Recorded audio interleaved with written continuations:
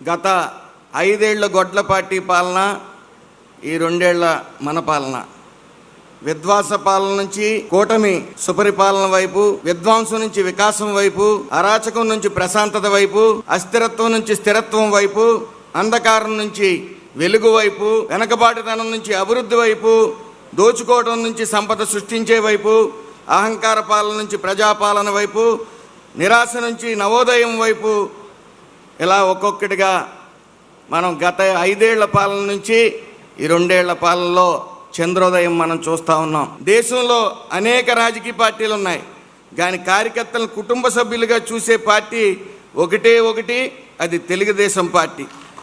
కార్యకర్తలు బలంగా ఉంటే పార్టీ బలంగా ఉంటుంది, పార్టీ బలంగా ఉంటే రాష్ట్రం బలంగా ఉంటుందనే సిద్ధాంతం ఈ తెలుగుదేశం పార్టీ ఎప్పుడు ఆచరిస్తుందని తెలియజేసుకుంటూ, తెలుగుదేశం సామ్రాజ్యం ఎప్పటికీ శాశ్వతం శాశ్వతం శాశ్వతం. Thank you. జై బాలయ్య, జై బాలయ్య, జై తెలుగుదేశం, జై తెలుగుదేశం. చంద్రబాబు నాయుడు గారి నాయకత్వం, చంద్రబాబు నాయుడు గారి నాయకత్వం. జోహార్ ఎన్టీఆర్, జోహార్ ఎన్టీఆర్. తెలుగుదేశం పార్టీ కంచుకోట, ఉమ్మడి కృష్ణా జిల్లా. విశ్వవిఖ్యాత నట సార్వభౌమ స్వర్గశ్రీ నందమూరి తారక రామారావు గారు జన్మించిన గొప్ప నేల మన కృష్ణా జిల్లా. దివ్యసీమ ఉప్పెన్న వచ్చినప్పుడు జోలు బట్టి ప్రతి గడప దొక్కి కృష్ణా జిల్లా ప్రజలకి నిలబడిన గొప్ప వ్యక్తి మన అన్న నందమూరి తారక రామారావు గారు. కృష్ణా జిల్లా వాళ్ళకి ఐటీ తెలుసు, ఇంకో పక్కన వ్యవసాయం కూడా చాలా బాగా తెలుసు. మన నియోజకవర్గం అవనిగడ్డ. అవనిగడ్డ అనేది తెలుగుదేశం పార్టీ అడ్డా. పార్టీ ఆవిర్భావం నుంచి 7 సార్లు మనం గెలిచాం, 6 సార్లు తెలుగుదేశం పార్టీ జెండా పైన గెలిచాం. మన జరిగిన ఎన్నికల్లో ఎన్డీఏ జెండాతో మనం కైవసం చేసుకున్నాం. 7 సార్లు మనం గెలిచామంటే వేదిక మీద ఉన్న పెద్దలు మేము కాదు, వేదిక ముందున్న తెలుగుదేశం పార్టీ కష్టం ఉంది. ప్రతిపక్షంలో ఇక్కడికి వచ్చా, ఆనాడు మన అన్ని రకాలుగా ఇబ్బంది పెట్టారు, కానీ తెలుగుదేశం పార్టీ కార్యకర్తలు మటుకు భయపడలేదు. నాడు నేడు ఎప్పుడు మన నినాదం ఒకటే, తగ్గేదే లేదు. నేను ఎప్పుడొచ్చినా ఒక ప్రేమతో నన్ను మీరు పలకరిస్తారు. వాస్తవంగా యువగలం పాదయాత్రలు నేను ఈ ప్రాంతానికి రాలా.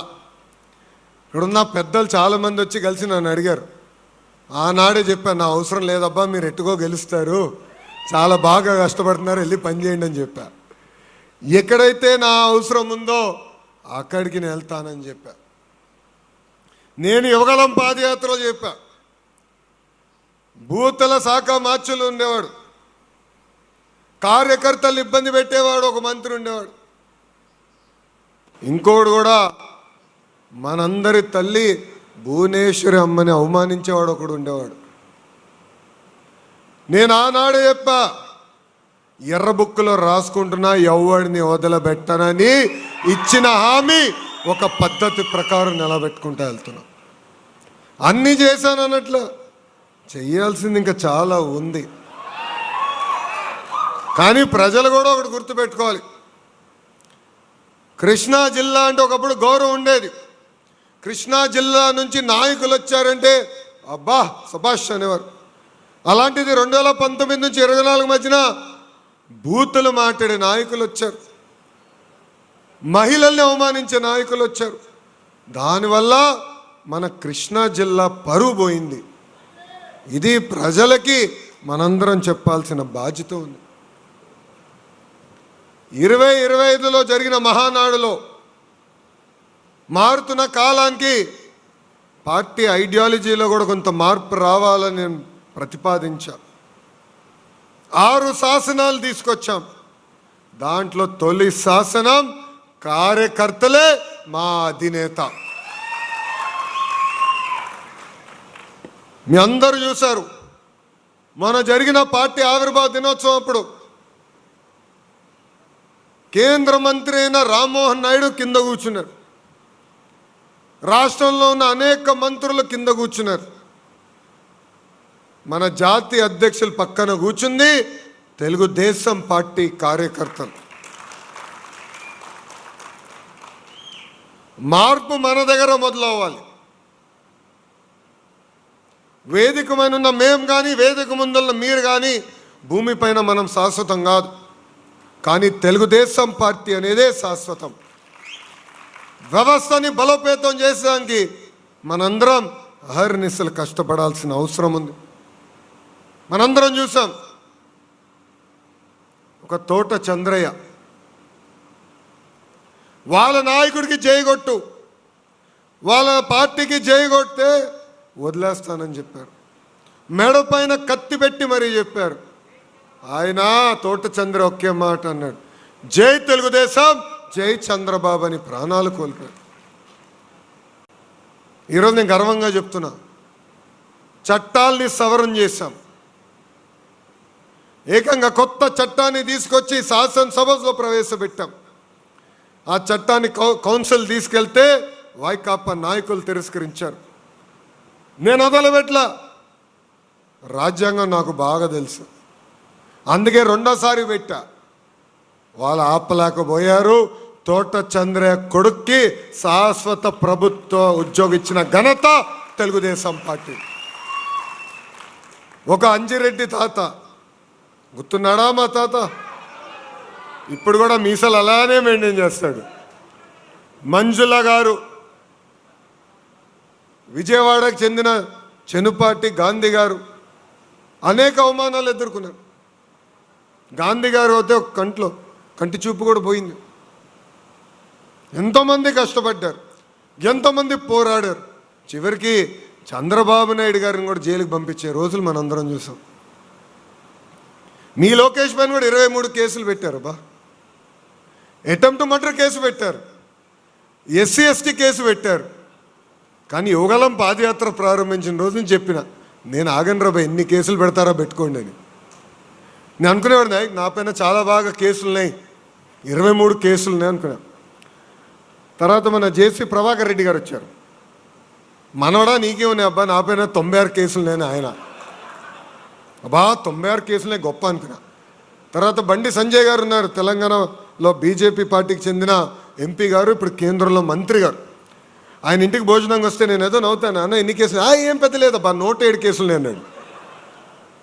అంటే ఎంత కష్టపడ్డారు, ఎంత పోరాడారు. ప్రభాకర్ పెద్ద కేసులు తక్కువ ఉన్నాయిలే, 100 పైన లేవులే. అంటే ఎంత పోరాడారు, ఎంత కష్టపడ్డారు. ఆ పోరాటం వల్లనే ఈరోజు పసుపు జెండా రెపరెపలాడుతుంది. అందుకే ఈరోజు మనందరం అధికారంలోకి వచ్చాం. ఇది మనం గుర్తుపెట్టుకోవాలి. ఇది మీ అందరికి ఎందుకు చెప్తున్నానంటే, ప్రతిపక్షంలో ఉన్నప్పుడు బాగా పోరాడుతాం, యుద్ధం చేస్తాం, అన్ని రకాల యుద్ధం చేస్తాం. పార్టీ లోపల చేస్తాం, ప్రతిపక్షంలో అప్పుడు అధికారంలో ఉన్న వాళ్ళపైన యుద్ధం చేస్తాం. అధికారంలోకి వచ్చినంత అందరు రిలాక్స్ అయిపోతాం. అధికారులు సెల్యూట్ కొడతారు కొంతమంది. ఎక్కడికి వెళ్ళినా కాలర్ ఎగరేసుకుని వెళ్తాం, కష్టకాలాలు మర్చిపోతాం. ఏదో పొరపాట్లు జరిగితే అలుగుతాం, ఇంట్లో పడుకుంటాం. దానివల్ల నష్టపోయేది మనమే, ఆంధ్ర రాష్ట్ర ప్రజలు. 5 సంవత్సరాలు నరకం అనుభవించాం. బయటికి కూడా రానిలా, చంద్రబాబు నాయుడు గారు రానిలా, నన్ని రానిలా, వేదికమైన పెద్దలు రానిలా. సుభాష్తో అన్ని రకాలుగా ఇబ్బంది పెట్టారు. తూర్పుగోదావరి జిల్లాలో అందరిని ఇబ్బంది పెట్టారు. ఉపాధి హామీ బిల్లు ఇచ్చేదానికి మేము ప్రయత్నిస్తే దాన్ని కూడా ఇబ్బంది పెట్టారు. గురుమూర్తి గారు పర్సనల్గా తీసుకుని ఆనాడు పోరాడి చేశాం. అందరం కష్టపడ్డాం. సో మనము పడిన కష్టాలు మర్చిపోకూడదని ఇక్కడ మిమ్మల్ని అందరిని కోరుతున్నాం. మన జరిగిన ఎన్నికల్లో మన హామీలు ఇచ్చాం. ఈరోజు కరెక్ట్గా 2 సంవత్సరాలు మనకు పూర్తయింది. ఒక పెన్షన్ తీసుకోండి, భారతదేశంలో ఏ రాష్ట్రంలో కూడా 4,000 రూపాయలు పెన్షన్ ఇవ్వట్లా. ఒకే ఒక రాష్ట్రం, ఆంధ్ర రాష్ట్రం. ఓన్లీ ఆంధ్ర రాష్ట్రం 4,000 రూపాయలు పెన్షన్. మన వెస్ట్ బెంగాల్ ముఖ్యమంత్రి గారు అడిగితే ఆయన అంటున్నాడు వాళ్ళ రాష్ట్రంలో పెన్షన్ 1,000 రూపాయలు అంట. 1,000 రూపాయలు. మనం 4,000 ఇస్తున్నాం. తల్లికి వందనం కింద ఇంట్లో ఎంతమంది బిడ్డలుంటే అంతమంది బిడ్డలకి 17,000 రూపాయలు వాళ్ళ అకౌంట్లో వేసాం. జూలైలో 2వ విడత అంటే 2సారి అది కూడా వేయబోతున్నాం. ఇంకా స్త్రీ శక్తి కింద మా మహిళలు అయితే బస్సు జోరుగా తిరిగేస్తున్నారు. ఇంకోటి దీపం పథకం కింద ప్రతి ఏటా 3 గ్యాస్ సిలిండర్లు అందజేస్తున్నాం. అన్నదాత సుఖీభావ కింద వారం కూడా అవ్వలేదు అనుకుంటా డబ్బులు వేసాం. మా చేనేత సోదరులకు అయితే హ్యాండ్లూమ్ ఉంటే 200 యూనిట్లు కరెంటు, పవర్ లూమ్ ఉంటే 500 యూనిట్లు కరెంటు అందజేస్తున్నాం. అన్న క్యాంటీన్, మత్స్యకారుల సేవలో, ఆటో వాళ్ళ సేవలో, ఇంకా మెగా డిఎస్సి ద్వారా 16,000 పోస్టులు భర్తీ చేశాం. 6,000 కానిస్టేబుల్ పోస్టులు కూడా భర్తీ చేశాం. ఇప్పుడు ఏకంగా 10,000 ఉద్యోగాలతో జాబ్ క్యాలెండర్ కూడా ఇచ్చిన ఘనత మన ఎన్డీఏ ప్రభుత్వాన్ని. సంక్షేమం కాదు, అభివృద్ధి కూడా చేస్తున్నాం. అన్ని రోడ్లు వేసామని నేను అన్నట్లే. 5 సంవత్సరాలు కనీసం గుంట కూడా పూడ్చలా. గుంటలు పూడ్చేదానికి 2,000 కోట్ల రూపాయలు ఖర్చు అయింది స్వామి. 2,000 కోట్ల రూపాయలు. సో సంక్షేమం, అభివృద్ధి 2 మన ప్రభుత్వానికి జోడెద్దుల బండి. 2 తీసుకెళ్తున్నాం. పెట్టుబడులు తీసుకొస్తున్నాం. నిరుద్యోగ యువకులకి ఉద్యోగాలు కల్పించే లక్ష్యంతో మేము పనిచేస్తున్నాం. ఇంకో పక్కన కార్యకర్తలకి ఇప్పుడు ఏకంగా ప్రమాద బీమాలో చనిపోయిన వారికి 5 లక్షల రూపాయలు ప్రమాద బీమా అందజేస్తున్నాం. గతంలో ఏదైతే దొంగ కేసులు పెట్టారో అవన్నీ కూడా ఇప్పుడు చూస్తే సుమారుగా 80% కేసులు మేము తీయేస్తాం జరిగింది. కొన్ని కేసులు ఎఫ్ఐఆర్కి వెళ్ళినాయి, ఛార్జ్షీట్ అయినాయి. అది న్యాయ పోరాటం చేసి మిగిలిన కేసులు కూడా తీపిచ్చే బాధ్యత నేను తీసుకుంటానని కార్యకర్తలందరికీ నేను హామీ ఇస్తున్నాను. కార్యకర్తల సంక్షేమం కోసం 160 కోట్ల ఖర్చు పెట్టిన ఏకైక పార్టీ తెలుగుదేశం పార్టీ. ఎవరినో చూపించండి భారతదేశంలో ఏ పార్టీలో అయినా ఇట్లా ప్రమాద బీమా ఉందా? పకడ్బందీగా వ్యవస్థ ఉందా? లేదు. అందుకే కార్యకర్తని అధినేత అని ప్రకటించాం. దానికి ఇప్పుడు కూడా మేము అందరం కట్టుబడి ఉన్నాం. మా అందరి లక్ష్యం ఒకటే, కార్యకర్తల సొంత కాళ్ళపై నిలబడాలి. ఈరోజు నేను ఇట్లా హాయిగా తిరగలుగుతున్నాను, ఎక్కడికి వెళ్ళినా నా క్రెడిట్ కార్డు వాడగలుగుతుందంటే దానికి కారణం బ్రహ్మణి ఎందుకు చేయగలుగుతుందంటే చంద్రబాబు నాయుడు గారు 1992లో మనం ప్రతిపక్షంలో ఉన్నప్పుడు ఒక కంపెనీ స్టార్ట్ చేశాడు. దాని పేరే హెరిటేజ్. దశల వారీగా నేను పనిచేసా, మా అమ్మ పనిచేసి ఇప్పుడు బ్రహ్మణి చూసుకుంటుంది. వాళ్ళు బాగా చేయగలుగుతున్నారు కనుక నేను హాయిగా రోడ్ల మీద తిరగలుగుతున్నాను. నా పెట్రోల్ బిల్లు కూడా నేను ప్రభుత్వం నుంచి తీసుకోను, బ్రహ్మణి కడుతుంది. అట్లా ప్రతి కార్యకర్త సొంత కాళ్ళ మీద నిలబడాలనేది బాబు గారి లక్ష్యం. దానికి అనేక కార్యక్రమాలకు రూపొందిస్తున్నాం. అందరికీ ఒకేసారి మేము చేయలేకపోవచ్చు, కానీ విడతలుగా తప్పనిసరిగా కార్యకర్తలను సొంత కాళ్ళపై నిలబెట్టే బాధ్యత తెలుగుదేశం పార్టీదని సభాముఖంగా తెలియజేసుకుంటున్నాం. ఇంతేకాదు, మొన్న మేము కొత్త ఒక ప్రయోగం చేసాం. పార్టీ క్లస్టర్ ఇన్ఛార్జెస్ ఉన్నారు కదా, ఇక్కడ చేతుల పైకి ఎత్తండి అబ్బా. క్లస్టర్ ఇన్ఛార్జీలు అందరూ గుడ్, చేతుల కింద దించండి. యూనిట్ ఇన్ఛార్జీలు థ్యాంక్ యూ. మొన్న క్లస్టర్ ఇన్ఛార్జీలు వచ్చారు, ట్రైనింగ్ ప్రోగ్రామ్ జరిగింది, మీరు అందరూ చూశారు. మీ ట్రైనింగ్ అయిన తర్వాత యూనిట్ ఇన్ఛార్జీలు పిలిచాం. ట్రైనింగ్తో పాటు వాళ్ళ హెల్త్ చెకప్ కూడా చేపిస్తున్నాం. మీరందరూ ఆశ్చర్యపోతారు. 75% మంది, మళ్ళీ చెప్తున్నా, 75% మంది నాయకులకి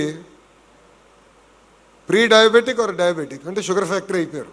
75% మంది ఆయిల్ ఫ్యాక్టరీ అయ్యారబ్బా, కొలెస్ట్రాల్. 75% మంది సాల్ట్ ఫ్యాక్టరీ అయ్యారబ్బా, హైపర్ టెన్షన్. నేనే ఆశ్చర్యపోయాను, 75%. దాంట్లో చాలామంది కూడా తెలీదు. ఆశ్చర్యపోయాను. ఇది చంద్రబాబు నాయుడు గారు తెలియజేసిన తర్వాత ఇమ్మీడియట్గా ఆయన ఒకటే అన్నారు, ఆంధ్ర రాష్ట్రంలో ఉన్న క్లస్టర్ యూనిట్ బూత్ గ్రామ మండల కమిటీ సభ్యులందరికీ రక్త పరీక్షలు చేయండి, డాక్టర్ పెట్టి వాళ్ళ చికిత్స అందజేయండి, ఆరోగ్యంగా తయారు చేయండి అని ఆయన చెప్పారు. ఆ కార్యక్రమం కూడా మన నియోజకవర్గంలో శ్రీకారం చుడతాం. మీరందరూ సహకరించాలి.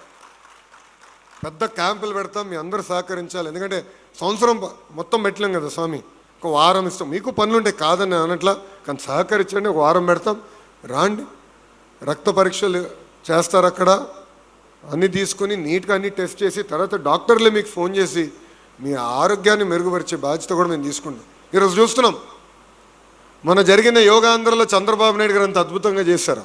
నేను రాము, మన రామ్మోహన్ నాయుడు ఉన్నాడు కదా, నేను రాము వచ్చాను అనుకుంటున్నాం. కష్టం రా బయటలా మనకి. నేను అందుకే చెప్పా, 25 సంవత్సరాలు మనకి ఎలాంటి దొక్కలేదు. చంద్రబాబు నాయుడు గారు ఏమో స్పీడ్లో ఉన్నాడబ్బా, ఆయన ఆ స్పీడ్ అందుకుంటే చాలు అని. దానికి కారణం ఆయన ఆరోగ్యాన్ని కాపాడుకుంటారు. ప్రతిరోజు యోగా చేస్తారు. క్లస్టర్ ఇన్ఛార్జీలు యోగా నేర్చుకున్నారు కదమ్మా, నేర్చుకున్నారా? వచ్చిన తర్వాత ఎవరైనా ప్రాక్టీస్ చేస్తున్నారా? లే, మర్చిపోయినారు. దెబ్బలు పడాలా మీ అందరికీ. పార్టీ అనేది మనకు మంది, పార్టీ అనేది ఒక కుటుంబం లాంటిది. కుటుంబం అన్నప్పుడు చిన్న చిన్న సమస్యలు ఉంటాయి, కూర్చొని మాట్లాడుకుంటాం. నా పైన దేవాంశ కలిగిన రోజులు ఉంటాయి, కూర్చోబెట్టి మాట్లాడుకుంటాం. వదిలేస్తామా? పార్టీలో సంస్కరణలు తీసుకొచ్చాక నేను ఎంతో పోరాడా, కష్టపడ్డా, అన్నీ సాధించలేకపోయా. కానీ ఏనాడైనా బయటకు వచ్చి ఏది కరెక్ట్ కాదని మాట్లాడానా? లేదు. 4 గోడల మధ్యన మాట్లాడతా, అధ్యక్షుల వారికి చెప్తా, పాలిట్ బ్యూరో సభ్యులకు చెప్తా, పల్లా గారికి చెప్తా, నాయకులకు చెప్తా. కానీ బయటకు వచ్చిన తర్వాత ఒకే నినాదం, జై తెలుగుదేశం, జై చంద్రబాబు. ఇది ఇక్కడున్న మనందరం నేర్చుకోవాలి. మాట్లాడదు అన్నట్లా, కానీ 4 గోడల మధ్యన మాట్లాడాలి. మన సమస్యలు పరిష్కరించే వరకు మనం వదిలిపెట్టకూడదు బాస్.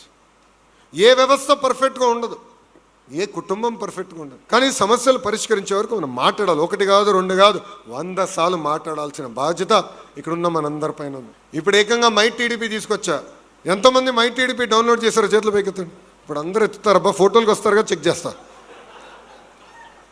మై టీడీపీ ఎందుకు తీసుకొచ్చాం కూడా చెప్పాల్సిన అవసరం. పాదయాత్ర చేసినప్పుడు కార్యకర్తలు అందరూ అడిగారు, సార్ పని చేసిన వాళ్ళకి పని చేయని వాడికి తేడా ఏంటి, ఎట్లా తెలుసుకుంటాం మేము?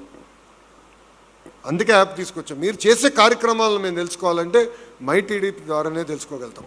మళ్ళీ చెప్తున్నా, లోకేష్ భూమి పైన శాశ్వతం కాదు, కానీ తెలుగుదేశం పార్టీ శాశ్వతం. సో మీరు చేస్తున్న కష్టం పార్టీకి తెలియాలంటే మై టీడీపీ యాప్ ద్వారా తెలియజేయగలుగుతారు. అదే యాక్టివ్గా వాడండి, ఫీడ్బ్యాక్ ఇవ్వండి. అది మేమందరం సీరియస్గా తీసుకుంటున్నామని ఈ సభాముఖంగా తెలియజేస్తున్నాం. నేను అనేకసార్లు చెప్పా, ఒక గ్రామ స్థాయి నాయకుడు పాలిట్ బ్యూరోలో కూర్చోవాలి. దానికోసం నేను పోరాడా, 2 సంవత్సరాలు పెట్టింది, కానీ నా పోరాటం ఫలించింది. మీరు చూస్తే ఈరోజు ఒక మండల్ పార్టీ అధ్యక్షురాలు చంద్రబాబు నాయుడు గారు పక్కన పాలిట్ బ్యూరో మీటింగ్లో కూర్చుంటున్నారు. ఒక క్లస్టర్ ఇన్ఛార్జ్ ఏకంగా చంద్రబాబు నాయుడు గారు పక్కన పాలిట్ బ్యూరోలో కూర్చోనే విధంగా చేసిన ఘనత ఒక తెలుగుదేశం పార్టీది. సో గ్రామ పార్టీ నుంచి పాలిట్ బ్యూరో వరకు మూమెంట్ ఉండాలి. శాశ్వతంగా నేనే గ్రామ పార్టీ అధ్యక్షుడిని, శాశ్వతంగా నేనే జాతీయ ప్రధాన కార్యదర్శి అనుకుంటే పొరపాటు. మార్పు ఉండాలి, చేంజ్ ఉండాలి, పార్టీలో మూమెంట్ ఉండాలి. గ్రామ పార్టీ అధ్యక్షులు పాలిట్ బ్యూరోకి వెళ్ళే విధంగా ఇక్కడున్న మనందరం కష్టపడాల్సిన అవసరం ఉంది. పార్టీ మంది, మన బాధ్యత. అందరం కలిసికట్టుగా పార్టీని ముందలు తీసుకెళ్ళాలి. 6 శాసనాలు ఏదైతే నేను చెప్పానో అది మీరు మీటింగ్ పెట్టుకుని మాట్లాడాలి.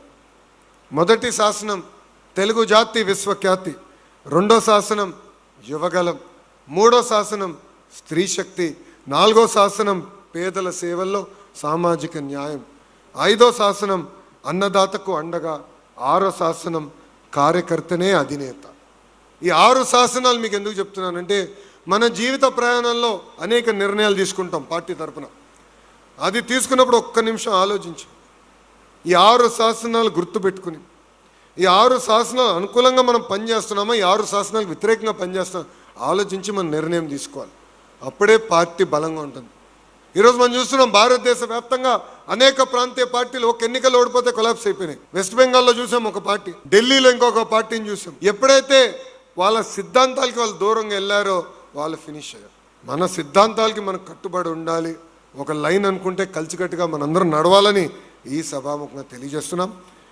గొడ్డలి పార్టీ కూడా సిద్ధాంతాలు ఉన్నాయండి.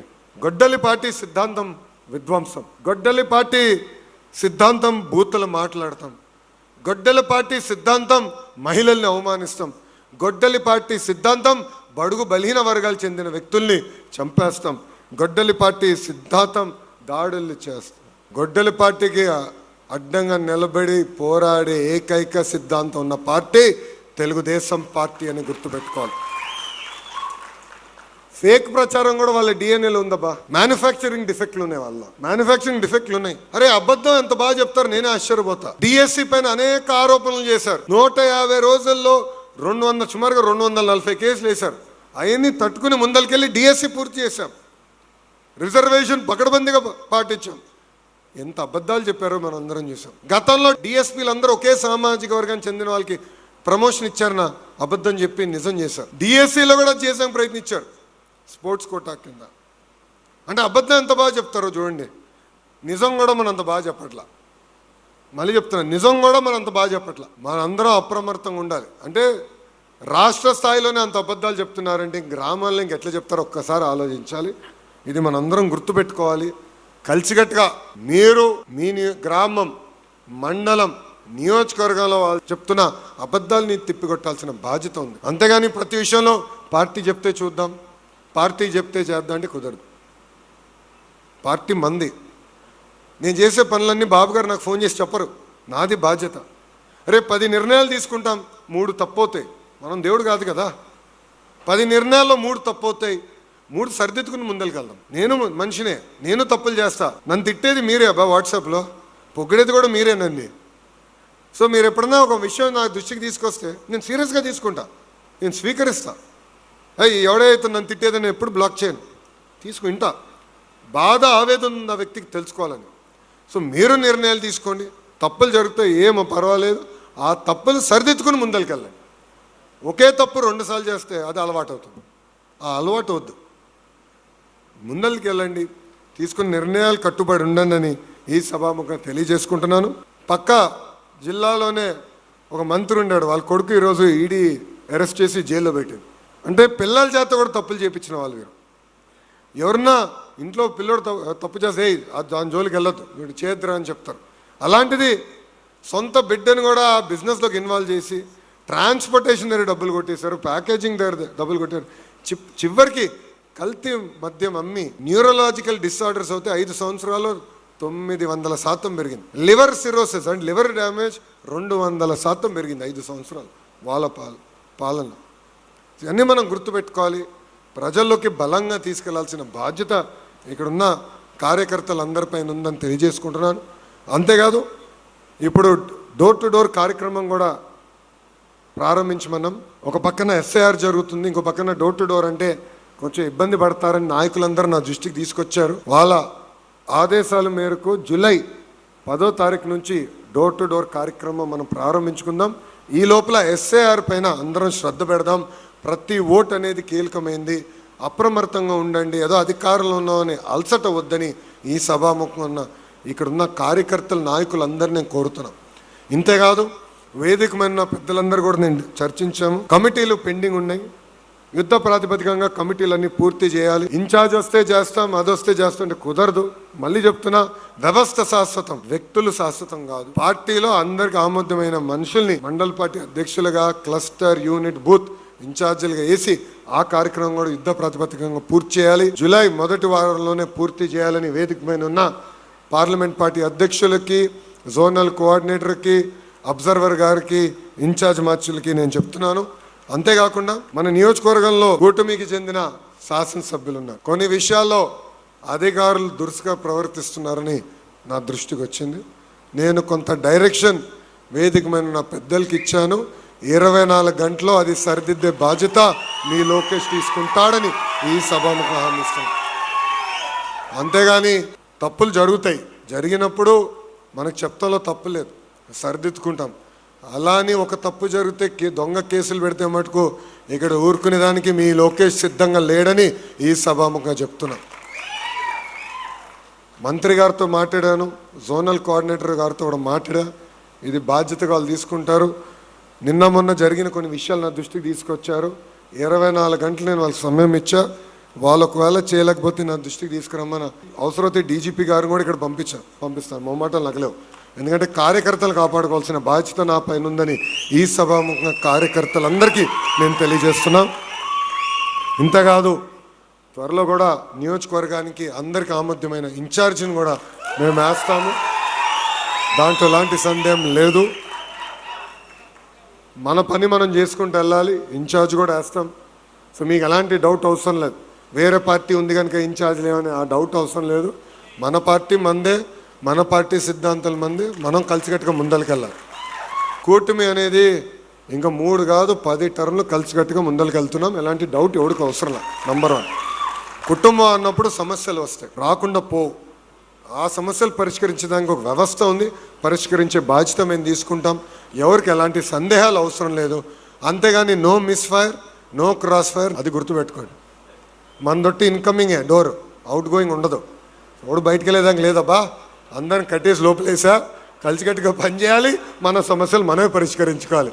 ఒప్పుకుంటారా? దానికి కట్టుబడి ఉండాలి. మనందరం ఒక విషయం గమనించాలి. అన్నగారిని కూడా ఓడించాం మనందరం 89లో. బాబు గారిని కూడా 2-3 సార్లు ఓడించాం. 2014 నుంచి 19 వరకు అద్భుతంగా సంక్షేమం చేసాం, అద్భుతంగా అభివృద్ధి చేసాం, రోడ్లు వేసాం, వీధి దీపాలు కట్టాం, పరిశ్రమలు తీసుకొచ్చాం.